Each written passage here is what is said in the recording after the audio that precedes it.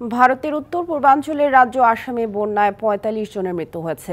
প্লাবিত হয়েছে ১৯টি জেলার ১,০০০-এর মতো গ্রাম। ক্ষতিগ্রস্ত ৬ লাখের বেশি বাসিন্দা। তলিয়ে গেছে রাজ্যটির একমাত্র জাতীয় উদ্যানের অনেক এলাকা। এদিকে দিল্লিতে ভারী বৃষ্টি থাকবে আরও দুদিন। উত্তরপ্রদেশ, হরিয়ানা ও দক্ষিণের রাজ্যগুলোতে দেখা দিয়েছে ভূমিধসের শঙ্কা। ভারী বৃষ্টি ও অরুণাচলের উজানের ঢলে খারাপ হচ্ছে আসামের বন্যা পরিস্থিতি। এরই মধ্যে প্লাবিত রাজ্যের ১৯ জেলার প্রায় ১,০০০-এর মতো গ্রাম। আশ্রয়কেন্দ্রে নেওয়া হয়েছে ১০,০০০ বাসিন্দাকে। বেশি ক্ষতিগ্রস্ত ব্রহ্মপুত্র পাড়ের জোরহাট জেলার নেমাতিঘাট এলাকা।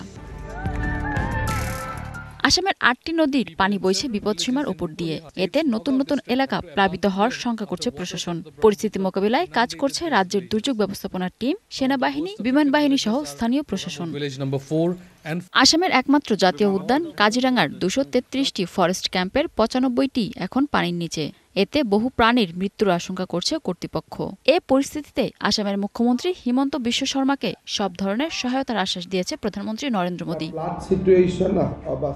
অরুণাচলেও ব্যাপক বৃষ্টির কারণে আসামের বন্যা পরিস্থিতি আরও খারাপ হয়ে উঠেছে। সব রকমের পরিস্থিতি মোকাবিলায় আমরা প্রস্তুত রয়েছি। ভারী বৃষ্টিতে বন্যা ও ভূমিধসের শঙ্কায় অরুণাচলে লাল সতর্কতা জারি করেছে প্রশাসন। আর কমলা সতর্কতা দেওয়া হয়েছে মেঘালয়, মিজোরাম, ত্রিপুরা ও সিকিমে।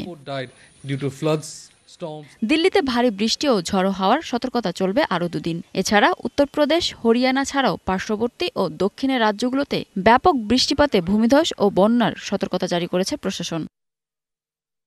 মিনা ফেরদাউস, ডিবিসি নিউজ ডেস্ক।